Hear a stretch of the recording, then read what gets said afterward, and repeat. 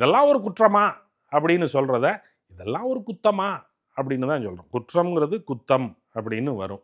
இப்படி இந்த கத்திரிக்காய் முத்தி போச்சு, முத்தல் கத்திரிக்காய், முத்துன தேங்காய் அப்படின்னு எல்லாம் முற்றிய தேங்காய், முற்றிய கத்திரிக்காய் தான் அது. முற்றுதல்ங்கிறது முத்துதல் அப்படின்னு வரும்.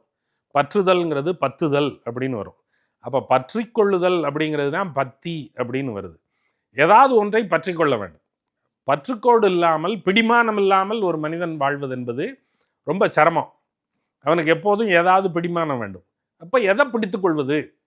என்னுடைய தகப்பனை பிடித்துக் கொள்கிறேன், என்னுடைய பிள்ளையை பிடித்துக் கொள்கிறேன், என்னுடைய மனைவியை பிடித்துக் கொள்கிறேன் அப்படின்னா அவங்களும் they are also humans and தேல் also be holding on to something. அப்போ இந்த ஹோல்டு வந்து ரிலையபிள் இல்லை. இந்த பற்றுதல் வந்து சார்ந்து நிற்கத்தக்க பற்றுதல் இல்லை. இது நம்ம பிடிக்கிறவன் இன்னொருத்தனை பிடிச்சிக்கிட்டு இருக்கான், அவன் இன்னொருத்தனை பிடிச்சிக்கிட்டு இருக்கான். அப்போ நம்முடைய பற்று அவனை சார்ந்தது, அவனுடைய பற்று அவனை சார்ந்தது. முன்னாடி இருக்கிறவன் கீழே விழுந்துட்டான்னா இவன் விழுவான், இவன் விழுந்தானா நம்மளும் விழுந்துருவோம்.